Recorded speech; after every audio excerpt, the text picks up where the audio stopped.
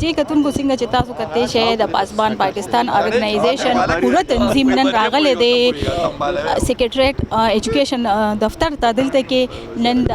एडिशनल चिकम secretary director Ahmad खान शमोजे से नन अलविदाई तकरीब दे द रिटायरमेंट नो पासबान पाकिस्तान पूरा ऑर्गेनाइजेशन चिकम दे नो अवील रागली दी अलविदाई तकरीब के अवी सर शमूलियत के अवी ता खुशामदीद पखपल पासबान पाकिस्तान ऑर्गेनाइजेशन के हम दोबारा की नो अवी सर वमुंगा खबर को चिस्से महसूस कई और दावी द रिटायरमेंट नन रोज दा नो से फील कई जी। अस्सलाम वालेकुम। अल्हम्दुलिल्लाह زه ډېر زیات تاسو مشکور یم چې تاسو موږ ته مقرره کړله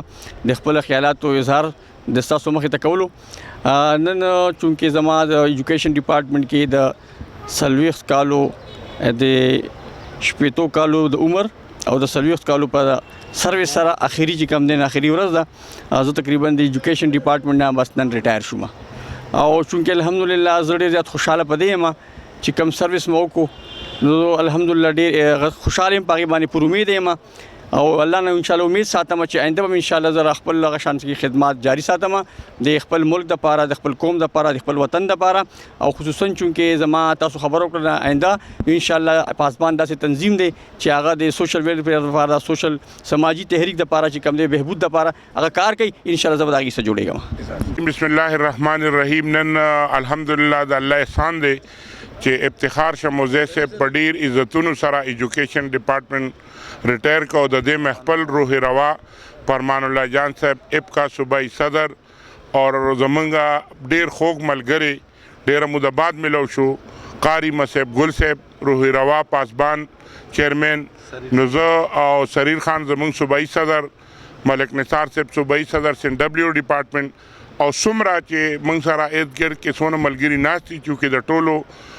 نوم غشتل باندې ډېر زیات ټیم ولګي نو زه د ټولو مشکور یم چې افتخار شموزه صاحب ته دوی نن کم عزت ورکړه. موږ ته اندازه شو چې کله انسان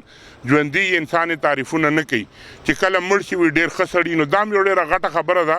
چې کله د مرګ نه بعد څوک وایي چې ښه سړی دی الله پاک مغفرت کوي د ذات انسان. نن د افتخار شموزه صاحب په دغه کې ډېرو ملګرو دا ګویانې ورکړې چې افتخار شموزه صاحب یو ډېر با اخلاق با کردار او د چې کم سروس پیریډ تیر کړ نو الله پاک د ټولو زمونږ د ایجوکیشن نه بلکې د تمام پاکستان سرکاري افسرانو ته د الله پاک داسې اخلاق داسې کردار ورکړي چې څنګه افتخار شموزه صاحب نو زه بالکل دوی ته مبارکباد هم پیش کوم او خفګان خو محسوسوم خو چونکې هغه خفګان عرضي طور باندې دی انشاءالله قاری مصعب ګل صاحب وایي چې میاشت پس په دې واپس تاسو ته په یو ډېره غټه عہدی نو الله پاک تیو کې چې همدغسې وشي. جی کتون کو څنګه چې تاسو وکتل د ایجوکیشن سیکریټریټ ایډیشنل ډایریکټر جناب افتخار شموزی صاحب نن ریټایرمنټ واغشته پاسبان پاکستان آرګنایزیشن ګڼ شمېر تعداد باندې کارکنان چې کوم دی هغوی راغلي دي استقبالیه د هغوی وکړله او ریټایرمنټ باندې ورته خوش آمدید پیش کړه. کیمرامین طفیل احمد سره رنا ګل پیام هیور پیښور.